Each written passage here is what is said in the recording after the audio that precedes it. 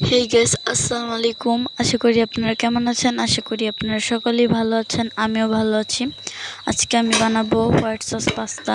এই জন্য প্রথমে পাস্তাগুলোকে সিদ্ধ করে নিলাম। তারপরে এই যে পেঁয়াজ কুচি করলাম আর রসুন কুচি। আপনারা চাইলে পেঁয়াজ কুচিটা স্কিপও করতে পারেন।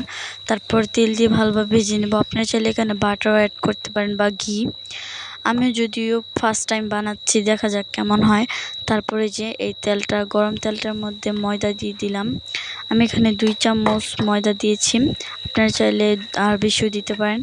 যখন ময়দাটাকে ভালোভাবে তেলের সাথে মিশিয়ে নিব। এটা শক্ত শক্ত ডো হবে হালকা। এই যে দেখেন ডোটা কীরকম হয়েছে।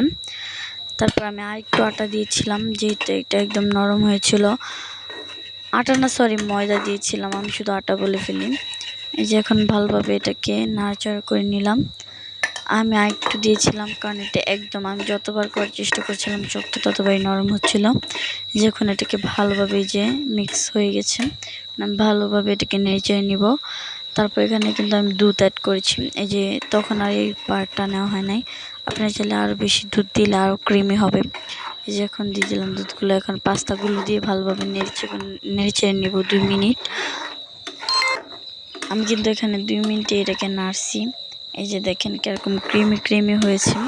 আমি কিন্তু এখানে মিক্স পাস্তা দিয়ে বানিয়েছি। আপনারা চাইলে একরকম পাস্তা দিয়েও বানাতে পারেন। এখন এটাকে ভালোভাবে আমি ঢেকে দিব।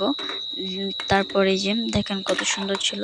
পরে আর ক্লিপ নেওয়া হয় না যে এটা কীভাবে আমি বানিয়েছিলাম।